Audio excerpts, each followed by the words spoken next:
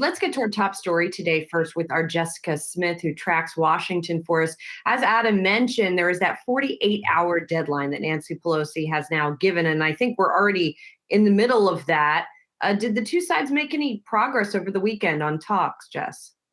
Julie, I don't know that I would call it progress because negotiators still have work to do on the one issue that we thought they were actually getting somewhere on last week, and that is testing. Now, House Speaker Pelosi and Treasury Secretary Mnuchin are set to speak again this afternoon after they spoke over the weekend for about an hour. And after that conversation, Speaker Pelosi set this 48-hour deadline. Her office tells me that is end of day tomorrow. They have to have an agreement by that point in order to get something done by the election. Now, testing is something they still have to figure out. Last week, Mnuchin said he was largely going to accept the Democratic plan with some minor changes, but we now know those changes are not going to fly with Speaker Pelosi. She says Mnuchin wants to cut 55% of their language on this issue.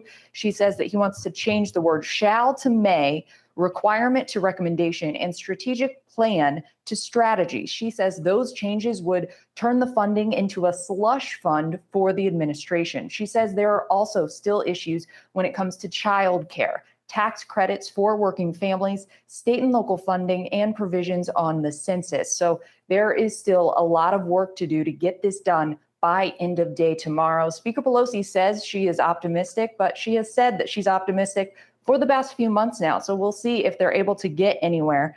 Meanwhile, in the Senate is set to take up a bill to put additional funds in the Paycheck Protection Program tomorrow. Then on Wednesday, they'll consider a $500 billion skinny stimulus bill.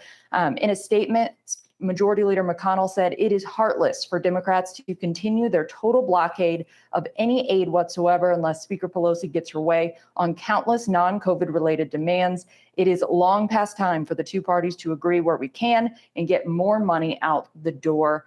We don't expect that skinny bill to go anywhere. We do expect Democrats to block this measure, but we'll see what Pelosi and Mnuchin can come up with in the next 24 hours.